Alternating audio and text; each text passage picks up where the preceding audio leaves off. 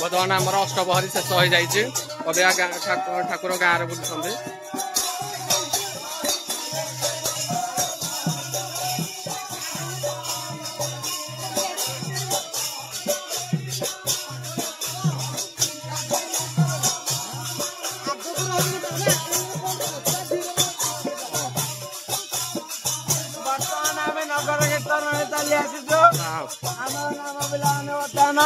आम अष्टपहरी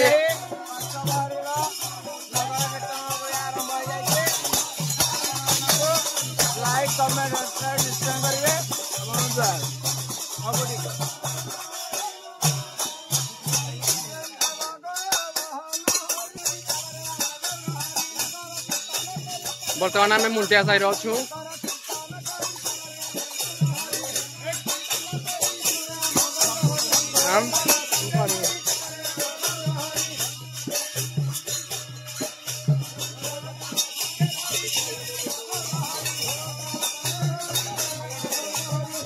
जिते सब कलसी बसी सब उबरा हो कारण आज शेष बादल सब ढाली दौचे सब अष्टपहरी हवापाई अष्टपहरी जो 2 दिन है गाँव सब कलसी बसला दांड आगे बर्तमान आज तार शेष हम से ठाकुर गाँव बुलुंट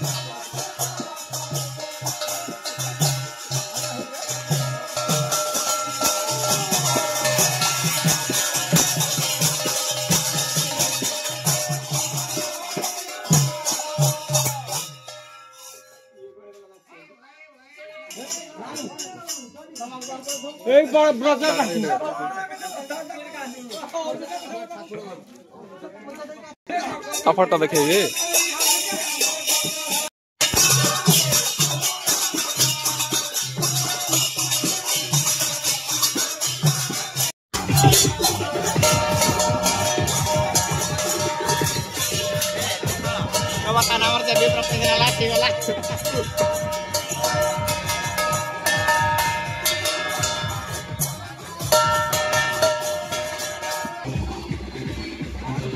देखा दे आम शीत भाई आज कौन टे कह दियो आज कौन आज आम गाँव अष्टपहरी होता आज नगर कीर्तन टे कराऊँ आज सैला सैला टी कह निजक धन्यवाद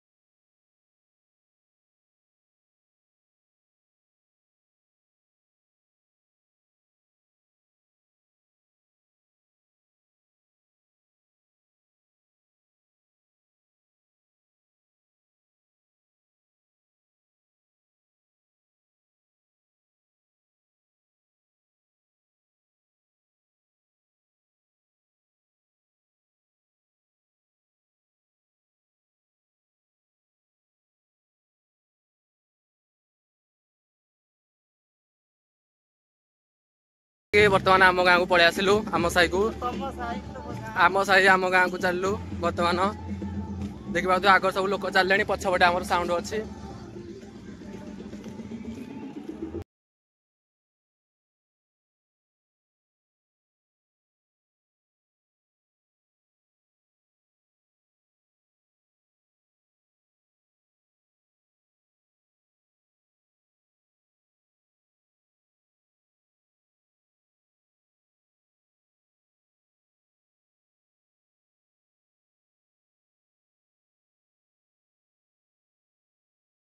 होउथिला वर्तमान तालपुंज जाइछन्ते नगर बुलिया से मुहूर्त आमर गाँव मान्यगण महिला माने सब आछन्ते किछि तथ्य आम संग्रह करवा ये आम खोड़ी ये चांटी से लिजा बेबी ये आम जशोदा बापा पोटली नानी ये सती भाणीजी ये भी आम चांटी चुई हाँ आमर जशोदा बापा कहे कौन पे आमर अष्टपहरीटा आम गाँव अनुष्ठित हुए कौन पे हाँ हाँ कह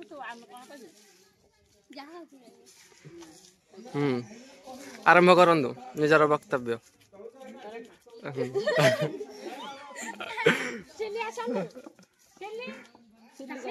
ଆମର ସିଲାନି ଏଠି ଟିକେ ବ୍ୟସ୍ତ ଅଛି। କୁହନ୍ତୁ କ'ଣ ପାଇଁ ମୁଁ କାଲି ଅଷ୍ଟପ୍ରହରୀ ଭିଡ଼ିଓ କରିଛି କିନ୍ତୁ ମାନେ ଜାଣିପାରିଲିନି କ'ଣ ପାଇଁ ଅଷ୍ଟପ୍ରହରୀ ପାଳନ କରାଯାଏ, ତମକୁ ଡକେଇଛି।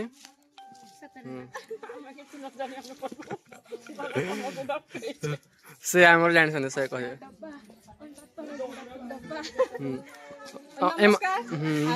ଅଷ୍ଟପ୍ରହରୀଟା ଆକ୍ଚୁଆଲି କ'ଣ ପାଇଁ ପାଳନ କରାଯାଏ ମତେ ବି ଜଣା ନାହିଁ, ଖାଲି କରୁଛନ୍ତି ମୁଁ ଖେଳିବି ଏନ୍ଜୟ ଟିକେ କରିବି।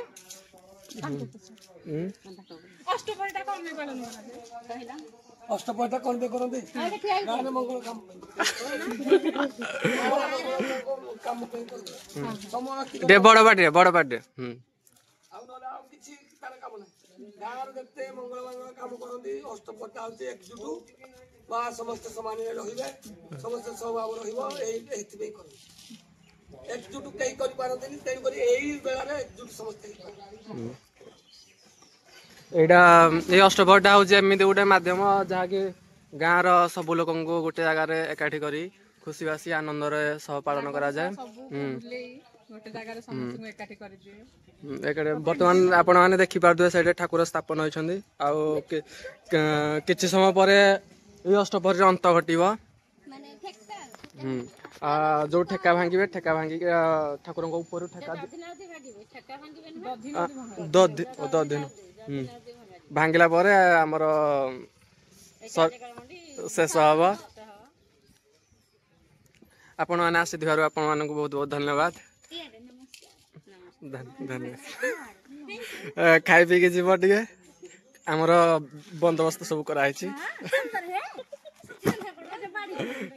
ଇଏ ଆମ ଗାଁର ୱାର୍ଡ ମେମ୍ବର।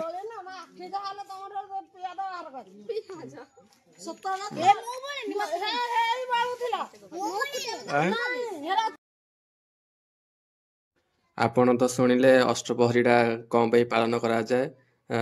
ଆମର ଗାଁର ଜଣେ ବଡ଼ ବ୍ୟକ୍ତି କହିଲେ କେମିତି ଅଷ୍ଟପ୍ରହରୀ କ'ଣ ପାଇଁ କରାଯାଏ, ଗାଁର କ'ଣ ମଙ୍ଗଳ କାମ କରାଯାଏ, ଏସବୁ ଶୁଣିଲେ ଆପଣମାନେ।